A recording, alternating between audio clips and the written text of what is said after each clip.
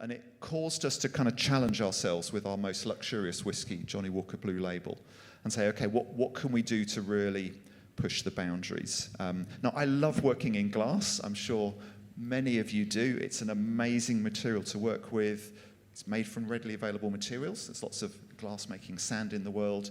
It's infinitely recyclable. It's inert, so it has no impact on what you put inside it. The problem, of course, is you heat glass to 1,500 degrees in order to melt it. So that's a very carbon-intensive material. So for every gram of glass you reduce your packaging by, that's over 0.5 gram of carbon that isn't going into the atmosphere. It was quite an extensive test and learn process. We actually started hand blowing glass. If you've never done it, have a go. It's lots of fun. It does put health and safety into your mind because you're kind of holding something on the end of a hollow pole and blowing into it, knowing that it's about 700 or 800 degrees. It makes you really think about safety when you do it.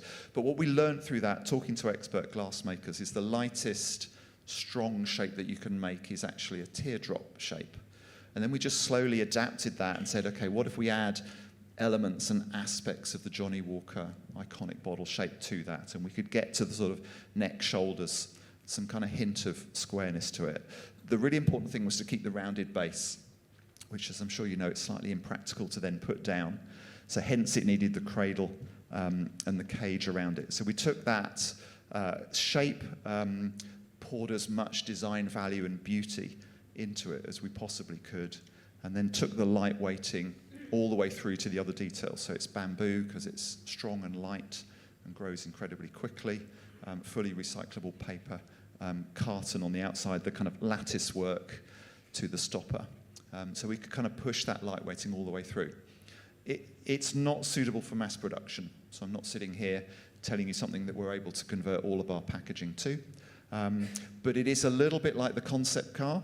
So when the car companies put all of their effort into making something go incredibly fast or incredibly far on one tank of petrol, whatever the innovation focus is, and then they later work out how to apply that to the full portfolio. So we're already up and running with this. We're applying the learnings that we've generated from this to the whole Diageo portfolio. It's our biggest ever renovation program that we've done to take weight out of the portfolio. And then we sat down and thought, you know what, actually, whilst we're big in spirits, we're not very big in glass. There's an awful lot more water bottles made than spirits bottles, for example. So the patent that we were granted partway through the development process, we've chose to release for anyone who wants to use it. And then we've been conducting seminars in, probably more helpful than just reading the patent, is actually me teaching people and explaining the learning and how to apply this. Because interestingly, you don't have to make radical changes in order to get some really good savings. So we've learned how to keep the iconic shapes in our bottles. Again, we saw the great example from Cartier.